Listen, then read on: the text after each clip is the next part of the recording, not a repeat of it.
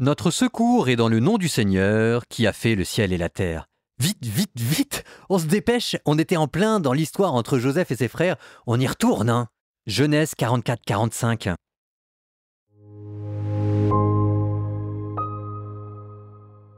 Joseph donna ses ordres à son intendant. « Remplis de nourriture les besaces de ces hommes, dit-il, autant qu'ils pourront en porter, et remets l'argent de chacun sur le dessus de la besace.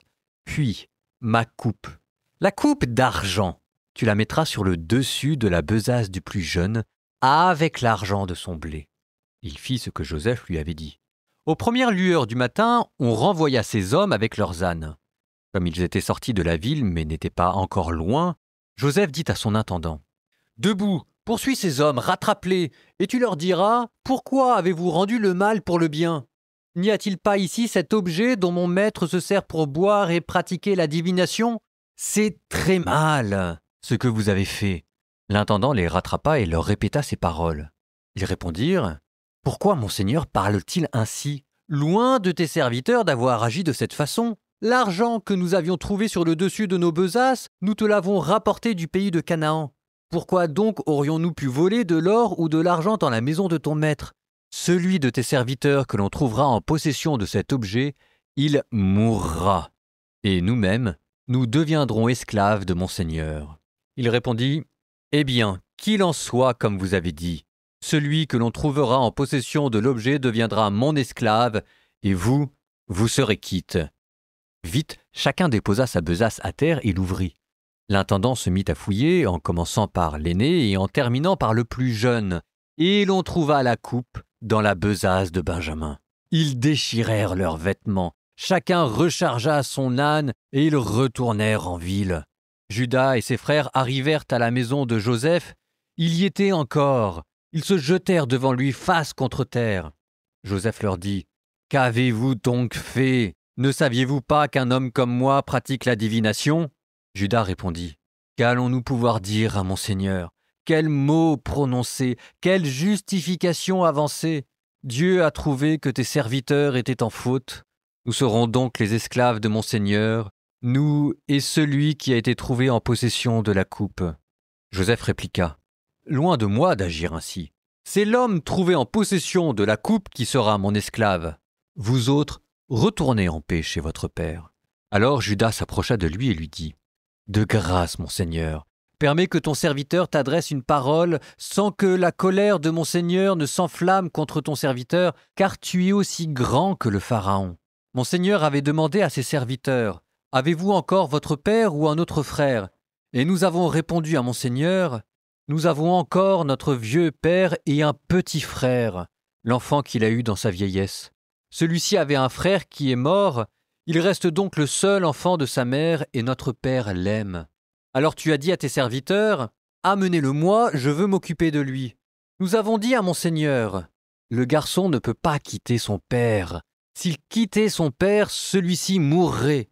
Alors tu as dit à tes serviteurs : si votre plus jeune frère ne revient pas avec vous, vous ne serez plus admis en ma présence.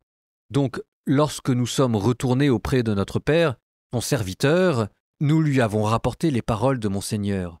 Et lorsque notre père a dit : repartez pour nous acheter un peu de nourriture, nous lui avons répondu : nous ne pourrons pas repartir si notre plus jeune frère n'est pas avec nous, car nous ne pourrons pas être admis en présence de cet homme si notre plus jeune frère n'est pas avec nous. Alors notre père, ton serviteur, nous a dit : vous savez bien que ma femme Rachel ne m'a donné que 2 fils. Le premier a disparu, sûrement une bête féroce l'aura mis en pièces, et je ne l'ai jamais revu. Si vous emmenez encore celui-ci loin de moi, et qu'il lui arrive malheur, vous ferez descendre misérablement mes cheveux blancs au séjour des morts. Et maintenant, si je retourne sans le garçon, chez mon père, ton serviteur, ils sont tellement attachés l'un à l'autre que mon père mourra quand il s'apercevra de son absence. Et c'est dans la douleur que tes serviteurs auront fait descendre les cheveux blancs de leur père au séjour des morts. Or ton serviteur s'est porté garant du garçon auprès de son père en disant : si je ne le ramène pas auprès de toi, j'aurai commis une faute envers toi, mon père, pour toujours. Maintenant donc, que ton serviteur reste à la place du garçon comme esclave de mon Seigneur et que le garçon retourne avec ses frères. Comment retournerai-je vers mon père sans que le garçon soit avec moi? Je ne veux pas voir le malheur atteindre mon père. » Joseph ne put se contenir devant tous les gens de sa suite, et il s'écria « Faites sortir tout le monde !» Quand il n'y eut plus personne auprès de lui, il se fit reconnaître de ses frères. Il pleura si fort que les Égyptiens l'entendirent, et même la maison de Pharaon. Il dit à ses frères « Je suis Joseph. Est-ce que mon père vit encore ?» Mais ses frères étaient incapables de lui répondre, tant ils étaient bouleversés de se trouver en face de lui. Alors Joseph dit à ses frères « Approchez-vous de moi. » Ils s'approchèrent, et il leur dit « Je suis Joseph, votre frère, que vous avez vendu pour qu'il soit emmené en Égypte. Mais maintenant, ne vous affligez pas et ne soyez pas tourmentés de m'avoir vendu, car c'est pour vous conserver la vie que Dieu m'a envoyé ici avant vous. Voici déjà 2 ans que la famine sévit dans le pays, et 5 années passeront encore sans labour ni moisson. Dieu m'a envoyé ici avant vous, afin de vous assurer un reste dans le pays et ainsi vous maintenir en vie en prévision d'une grande délivrance. Non, ce n'est pas vous qui m'avez envoyé ici, mais Dieu. C'est lui qui m'a élevé au rang de père de Pharaon, maître de toute sa maison, gouverneur de tout le pays d'Égypte. Dépêchez-vous de retourner chez mon père pour lui dire « Ainsi parle ton fils Joseph.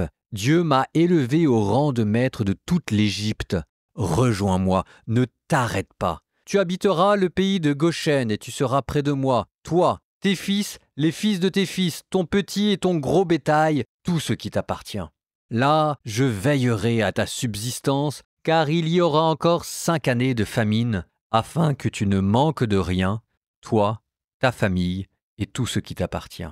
Vous le voyez de vos yeux, et mon frère Benjamin aussi le voit. C'est bien ma bouche qui vous parle. Vous rapporterez à mon père tout le prestige que j'ai en Égypte et tout ce que vous avez vu. Dépêchez-vous d'amener mon père ici. » Il se jeta au cou de son frère Benjamin et pleura. Et Benjamin pleura dans ses bras. Il embrassa tous ses frères en les couvrant de larmes. Puis tous ses frères se mirent à converser avec lui. La rumeur se répandit dans la maison de Pharaon. On disait « Les frères de Joseph sont arrivés ». Pharaon et ses serviteurs virent cela d'un bon œil. Pharaon dit à Joseph « Dis à tes frères, faites ceci, chargez vos bêtes et partez, rentrez au pays de Canaan, puis prenez votre père et vos familles et revenez chez moi pour que je vous offre ce qu'il y a de mieux au pays d'Égypte et que vous mangiez les meilleurs produits du pays. Quant à toi, transmets-leur cet ordre. Faites ceci. Au pays d'Égypte, procurez-vous des chariots pour vos jeunes enfants et vos femmes. Amenez votre père et revenez. Ne jetez pas un regard désolé sur vos affaires, car ce qu'il y a de mieux dans tout le pays d'Égypte vous appartiendra. » Ainsi firent les fils d'Israël. Sur l'ordre de Pharaon, Joseph leur donna des chariots et des provisions de route. Il distribua à chacun des vêtements de rechange.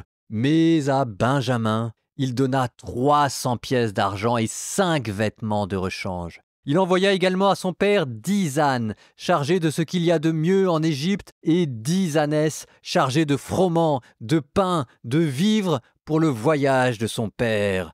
Puis il renvoya ses frères qui se mirent en route. Joseph leur avait dit « Ne vous disputez pas en chemin. » Ils remontèrent donc d'Égypte et arrivèrent au pays de Canaan chez leur père Jacob. Ils lui annoncèrent la nouvelle « Joseph est encore vivant, et c'est lui qui est gouverneur de tout le pays d'Égypte. » Mais le cœur de Jacob demeurait insensible, car il ne les croyait pas. Alors ils lui répétèrent toutes les paroles que Joseph leur avait dites, et Jacob vit les chariots que Joseph avait envoyés pour le transporter. Alors l'esprit de leur père Jacob reprit vie.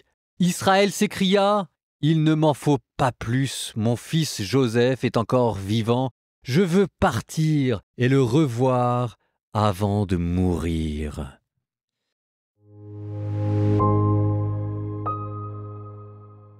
Dans l'épisode d'aujourd'hui, c'est à la fois le paroxysme de l'épreuve et en même temps sa résolution. Et vous sentez comment est-ce que, du point de vue narratif, l'intrigue était superbement menée avec la mise en tension progressive et puis cette espèce d'explosion émotionnelle à la fin, tout le monde qui pleure et qui se réconcilie en se demandant d'ailleurs ce qui se passe, personne ne comprend rien. Et il en aura quand même fallu du temps. C'est là où je vous disais que c'était pas gagné cette affaire. Parce que les frères de Joseph, évidemment, on a toujours envie de pardonner. Et il faut avoir envie de pardonner. Ce qui est obligatoire au regard de la foi chrétienne, c'est le désir de ne pas se venger et le désir de pardonner. Mais en attendant, il faut satisfaire aux exigences de la justice, il faut se protéger et la réconciliation, c'est autre chose, vous savez. La réconciliation, c'est poser les choses tranquillement pour que tout soit dit, tout soit résolu et qu'on puisse repartir sur des bases saines. Et là, c'était pas gagné parce que, écoutez, en fait, ce que Joseph a essayé de voir, c'est est-ce que ses frères s'aiment suffisamment entre eux pour n'accepter que plus personne meure? Et c'était quoi la conclusion? La conclusion, c'était quand même qu'ils étaient prêts à laisser Siméon tout seul.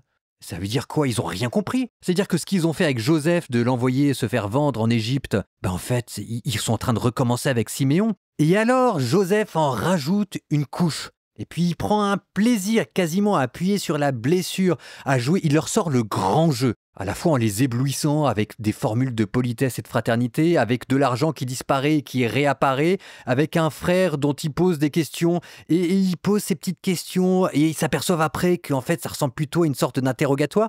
Enfin, vous sentez les frères complètement désorientés et perdus, le but étant de les déstabiliser pour voir ce qu'il y a au fond de leur cœur.